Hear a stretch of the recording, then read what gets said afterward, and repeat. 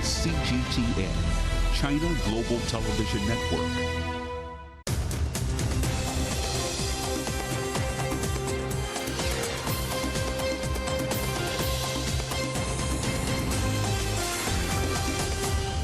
Live from London, this is The World Today.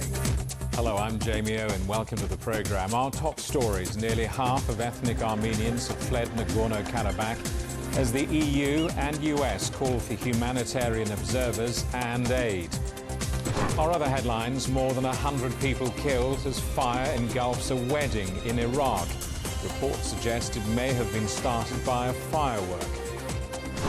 Donald Trump expresses his outrage after the former president was convicted of committing fraud by misrepresenting his wealth. Greece faces a powerful storm. Residents are put on high alert and told not to travel. We'll be reporting from Athens. And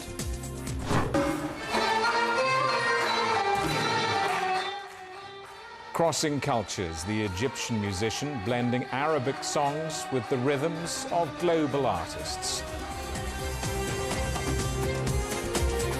More than 50,000 ethnic Armenians have fled Nagorno-Karabakh for Armenia following Azerbaijan's military offensive last week.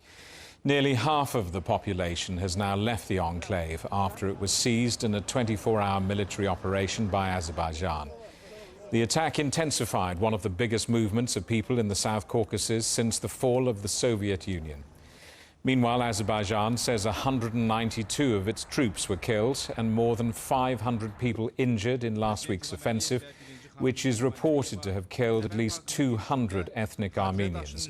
German officials are urging Azerbaijan to allow international observers to enter the enclave.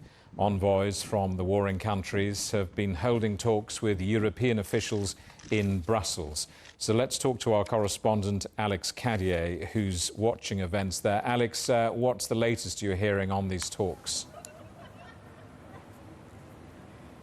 Well, the talks were very much an early-stage attempt, Jamie, to move things forward and to create an agreement for a lasting peace in the region between Armenian officials and Azerbaijani officials. They were met with members of the European Council President Charles Michel's team, as well as representatives from the French and German governments. We saw from the statement following that meeting from the EU Council President's office, he said the EU stressed the need for transparency and access for international humanitarian and human rights actors, and for more detail on Baku, that's Azerbaijan's vision for Karabakh Armenians in the future of Azerbaijan. So those very early stages of the EU echoing what the US had said and urging Azerbaijan, who is now in control of this region, to offer up more transparency, more accountability, and allow humanitarian aid to flow in. The other aspect that was covered at this early stage meeting was a potential meeting between the two leaders of Armenia and Azerbaijan to start hashing out what a peace plan might look like at the European Political Community meeting in Granada next week, Jamie. US officials on the ground say they're troubled by the situation in Karabakh. What's the latest you're hearing on the evacuation?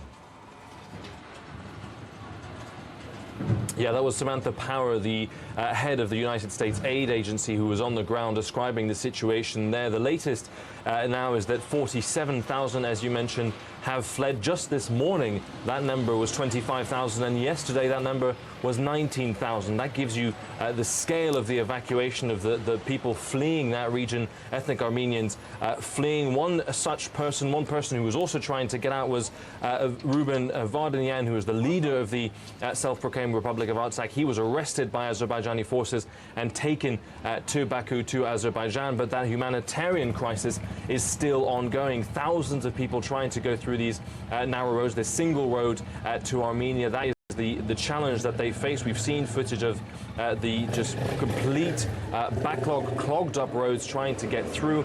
There's also the issue of that fuel depot explosion we reported on as well. The number of dead there is around 68 people. Very difficult to confirm the exact number from authorities on the ground. That fuel supply would have been under very high pressure as well because of all those people trying to fuel up and getting out of the region. So certainly a very tense and very complicated situation in Karabakh. Alex, thank you for that. Our correspondent Alex Cadier in Brussels. A second video has been released showing Russia's Black Sea Fleet commander apparently alive and well. This comes after Ukraine claimed that Admiral Viktor Sokolov was killed in a strike on Crimea last week. This new footage shows him giving an interview to a Russian news channel in Sevastopol. On Tuesday, Moscow released a video of Sokolov attending an online meeting with military chiefs. Ukraine says it's clarifying reports that he died in an attack on naval headquarters. Well, let's talk to our correspondent Dasha Chernyshova in Moscow. Dasha, so the second video of the Admiral released in 2 days, but it's worth saying that it is unclear when this might have been filmed, but what more do we know? Well, that's right. Russia's state-run defense TV channel Zvezda has released the second video of Viktor Sokolov apparently being interviewed in Sevastopol. We understand that this video has been released by the TV channel, obviously after the claims of Ukraine about the possible death of this admiral. So in this video, Moscow is definitely trying to make it clear to the international community that the admiral is alive and well. He is talking about the deeds of the Russian serviceman, has been talking in this video about the surface forces, about submarine forces, naval aviation and coastal troops that are successfully fulfilling the task. He's also talking about the unit of the Navy that has received the highest award from the Russian president, but that award was made back in August. So definitely there is no clarity as to when this video has been actually made. We also understand that this is the second video because the day before the Russian Ministry of Defense has shown the admiral participating in the video conference along with the Russian Minister of Defense, Sergei Shoigu. So definitely there is no clarity as to when this video has been made, but it is the second video in a row after those Ukrainian claims. And interestingly, the Russian Foreign Ministry spokesperson Maria Zakharova on Wednesday has been given a briefing in which she said that the Ukrainian side must have been aided by the British and American intelligence, by the satellites and advice from the West to carry out the attack against the headquarters of Russia's Black Sea Fleet in Sevastopol that took place last Friday. Russia's Ministry of Defense has confirmed that they have downed 5 Ukrainian launched missiles, and they said back then that one serviceman was missing. So indeed, we are yet to wait and hear for more comments coming from the Russian officials. The Kremlin didn't provide any, saying that there has been no report coming to the Kremlin from the Ministry of Defense regarding the state of Viktor Sokolov. Dasha, thank you for that. Our correspondent Dasha Chernyshova in Moscow. The jailed Russian opposition leader, Alexei Navalny, has lost his appeal against an additional 19-year sentence. The decision by a court in Moscow extends his existing prison sentence from 11 years to over 30. Navalny was convicted on 6 new charges of extremism in August. This new ruling also means he'll be moved to a maximum security prison. The 47-year-old lawyer who attended the hearing by video link says all the charges against him are politically motivated. Spain's Conservative leader, Alberto Feijó, has failed to secure enough parliamentary votes to become the country's new prime minister. The Popular Party leader will get another chance with a vote on Friday. This comes after his party won the most votes but failed to secure a majority in July's elections. If his second attempt fails, the acting Prime Minister, Pedro Sanchez, will begin his own negotiations in a bid to remain in office. Germany has imposed temporary checks on its borders with Poland and the Czech Republic in a bid to try to curb the arrival of asylum seekers. The Interior Minister, Nancy Faeser, says spot checks will begin straight away as Berlin seeks to crack down on human traffickers. This comes after more than 200,000 people requested asylum in Germany in the first 8 months of the year. That's a 77% increase on the previous year. Over 100 guests at a wedding in Iraq have been killed and 200 people injured after fire ripped through the venue. Some reports suggest that fireworks may have caused the blaze. The president has called for an investigation, while arrest warrants have been issued for the venue's owners. CGTN's correspondent Ahmed Alwandi reports now from Baghdad. This day, with more than 120 people deceased and more than 220 people suffering from first and second degree burns, where many of them are on the stake of being alive or being deceased. That caused the fire. The governor of Mosul said that the initial investigation was due to some fireworks that were used inside the wedding hall that caused the incident and the fire. Of course, all the ambulances and all the logistics of the municipality of Hamdaniya, which is a city inside the city of Mosul, or the province of Mosul, have run out from ambulances to take the injured and the deceased to the hospital, which caused the KRG, the Kurdistan Regional Government, to send more aid in order to contain the situation. Of course, Iraq today, by the Prime Minister, has declared that today is a national mourning for 3 days for the lives of those that passed away due to this tragic incidents. Of course, this causes a dilemma and a new controversy about what kind of safety measures and standards that these institutions are using and how they are preventing such incidents from occurring in the upcoming future. And that, of course, caused many people to suffer from the losses that caused by this fire, where more than 300 to 400 families have suffered a loss due to this horrific and tragic incident that was caused yesterday in Mosul. You're watching CGTN. Still ahead, what's next for Donald Trump after a judge rules the former US president has committed fraud?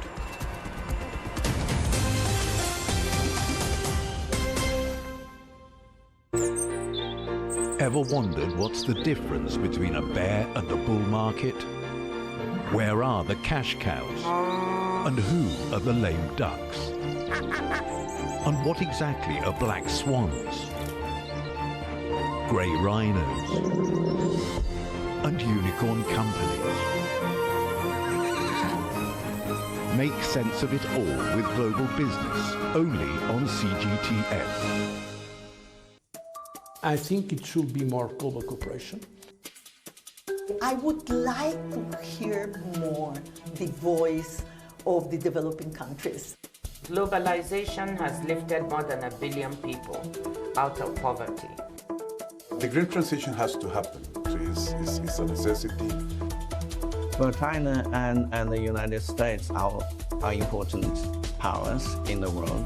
What unites us is much more than what divides us. And I believe China is committed to this agenda. Join me, Juliet Mann, to set the agenda at these times every weekend on CGTN. Looking at the moon and longing for one far away.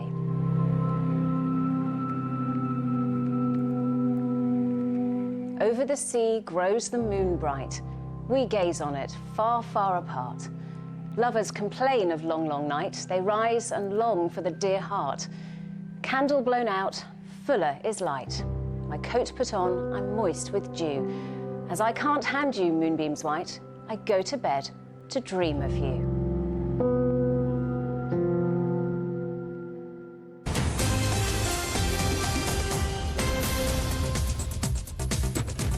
Hello, welcome back. A reminder of our top stories. Nearly half of Azerbaijan's ethnic Armenians have fled Nagorno-Karabakh as the EU and US call for humanitarian observers and aid.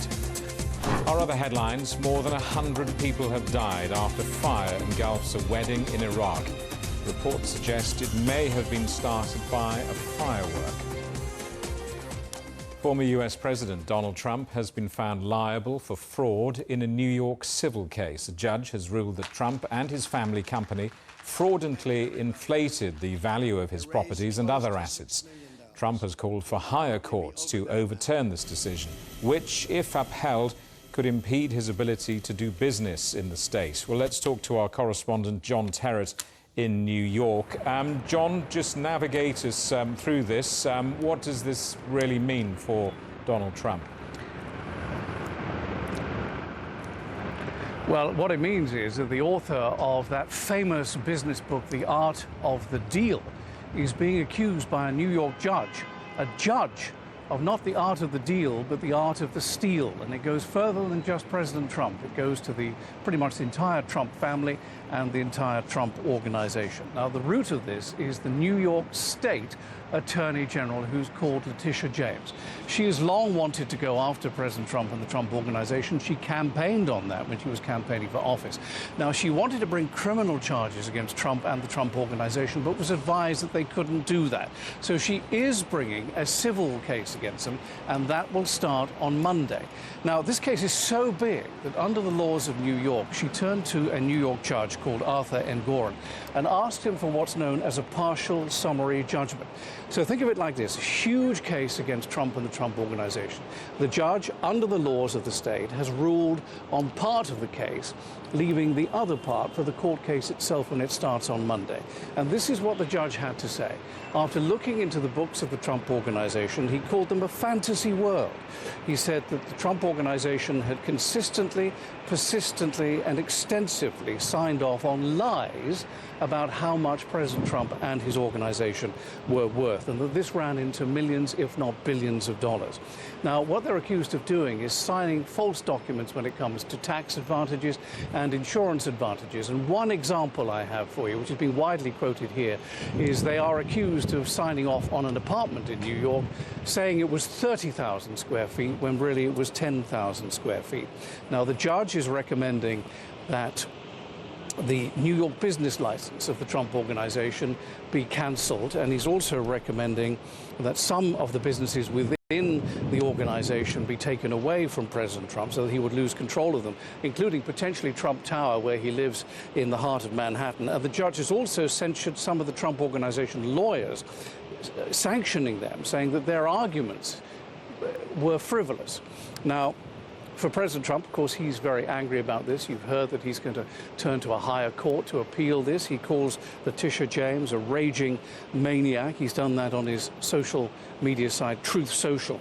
Now, as for the trial, it gets underway proper on Monday, and Letitia James is seeking a $250 million fine against the Trump organization and the permanent ban of the Trump organization as well. So this could make doing business for President Trump going forward very, very difficult indeed.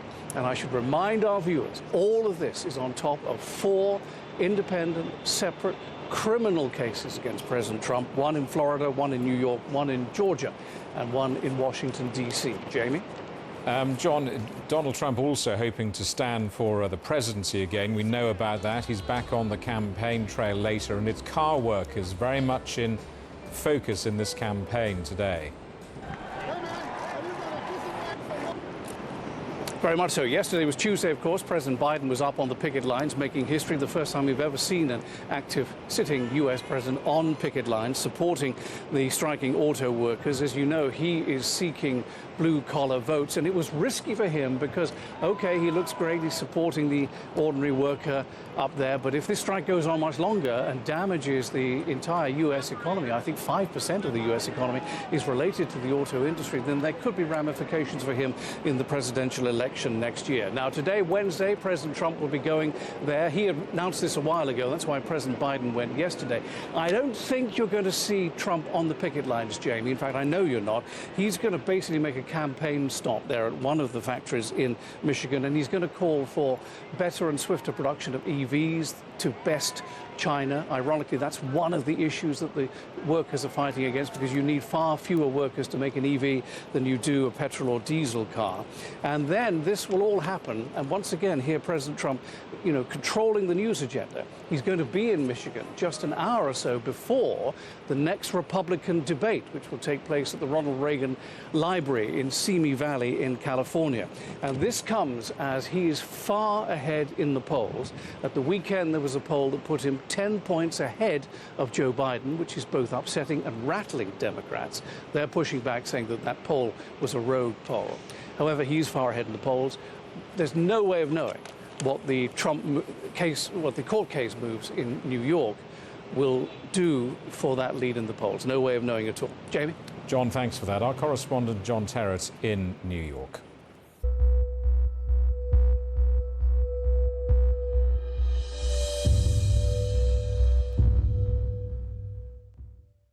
Another powerful storm is sweeping through Greece, causing heavy rain and thunderstorms in Athens and nearby regions.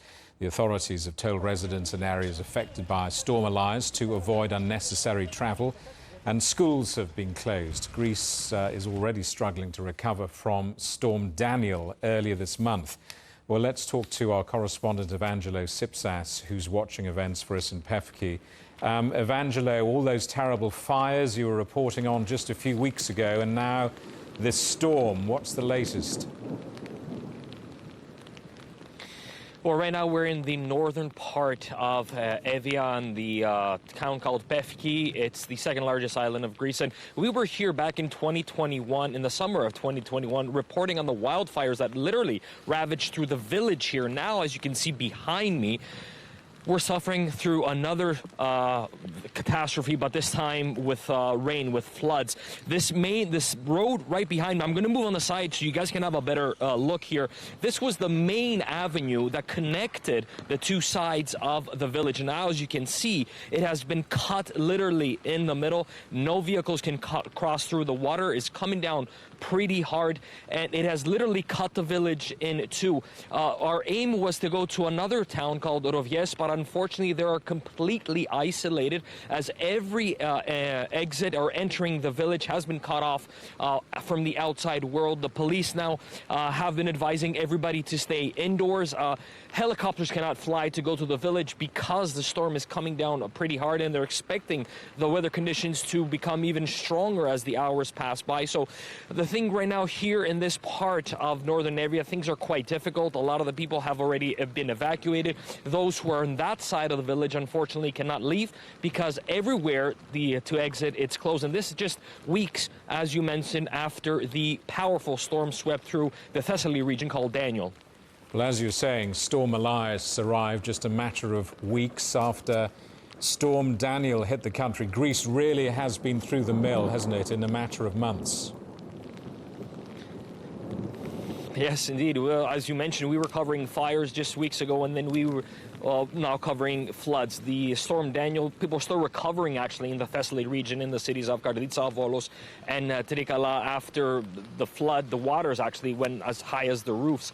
And right when the country was about to bounce back, the government announced measures to help these people. Then another powerful storm has now come, called Elias. The state mechanism has been literally stretched to its limits. Now the Civil Protection Ministry this year has a lot on their hands, from the fires to the floods that are happening now. We don't know yet what the response of the government is. The only thing they sent out is to avoid any unnecessary travel and to make sure to stay indoors in high areas to avoid any flooding. Evangelo, thank you for that. Our correspondent Evangelo Sipsas in Greece. 6 young activists from Portugal are pursuing their legal action in France against a group of countries claiming they failed to tackle climate change. The 32 defendants include all EU member states, plus the UK, Norway, Russia, Switzerland and Turkey. Aged from 11 to 24, the activists also claim the lack of effort by governments has intensified global warming, triggering a negative impact on their lives and their health. This is the first time so many countries have had to defend themselves in court. In Europe, nearly 90% of solar panels and more than 60% of wind turbines are imported from China. But the EU wants to become more self-sufficient in renewable technology. Professor Christophe Nedofil Wang from Fudan University says it'll be difficult to wean Europe off Chinese imports. I think Chinese contribution to the green energy transition, whether it's in Europe or worldwide, is massive. Most of the solar panels in the world come from China, so there's no way to go around China. A lot of the wind equipment that is necessary comes from China. Battery equipment, what we need for energy storage, comes from China. So a lot of the existing technologies that we know that we need for the energy transition are very, very dominated by China. So without China, currently, the energy transition in Europe is most likely delayed, and we don't even know whether it's really possible. There are these efforts to diversify our supply chains, but this is going to take time. It's not going to take immediate effect. So over the next years, we will see kind of what type of policies can be doled out also between China and the European Union to strengthen this relationship, ideally, or, of course, ideally not, to weaken it. And that report is part of our documentary, The Green Silk Road, Connecting Europe's Renewable Grid. Head over to CGTN Europe's website or our YouTube channel to watch the whole story. Now, from the pyramids to the Silk Road, an Egyptian musician is looking to cross continents and bridge cultures. He blends Arabic tunes with the rhythms of international artists, including those from China. Our correspondent Feng Yilei explores his cultural kaleidoscope.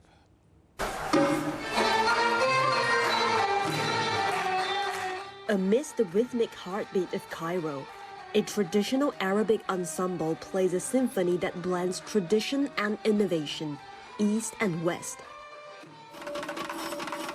Dr. Yasser Mouawad is the conductor of this exceptional troupe of some 20 artists. We compose our own traditional Arabic music with the hope of disseminating it internationally through folklore and popular music, such as Saeed Darwish and the songs of the 20th century. Born in the realm of music, Dr. Mouawad's philosophy of music is deep-rooted in his early exposure to legendary Egyptian and Arab maestros. His footsteps echo theirs, resonating far and wide. Music is a universal language, so everything should be clear to everybody. We have accomplished many things, including international travel and receiving global awards. We hope to cater to every taste. Mouawad's passion for blending cultures and forging bonds is exemplified by their collaboration with Chinese musicians. This harmonious merger featured Chinese instruments, such as the pipa, equivalent to the Arabic oud, blending seamlessly with Arabic music. Chinese use the pentatonic scale, much like the Sudanese on the southern border of Egypt. We are close to each other, and it has had a tremendous impact. The similarity between the two cultures is proof that since the beginning of time, civilizations like the Chinese, Egyptian, and Greek have exchanged cultures, love, and harmony with each other.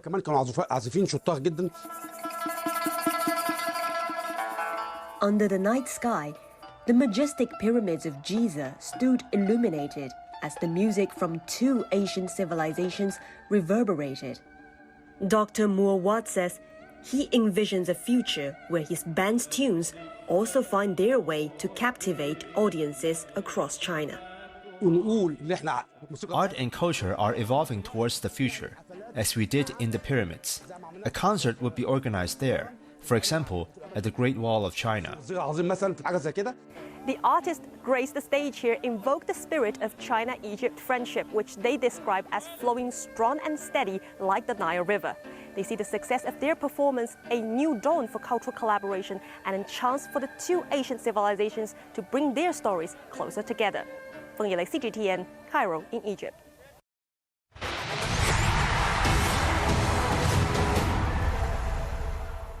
China has stretched its lead atop the medals table with 70 goals at the Asian Games. South Korea is in second position with 16, then Japan with 13. Big day for Chinese skateboarders. Sui Chen-si became China's youngest Asian Games gold medalist at 13 years old, winning the women's street skateboarding event.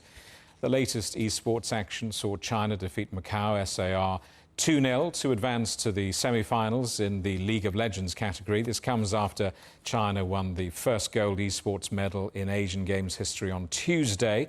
The host country will next face South Korea with another 7 esports golds up for grabs in Hangzhou. And in shooting, India's Sivkar Samra set a new world record and claimed the country's first individual gold medal with strong performances in the 50-metre rifle and 3 positions rifle. And that is the world today. Thank you for watching. We're back with more news at the top of this hour. Coming up next, it's World Insight. For now, from all of the team in London, it's goodbye.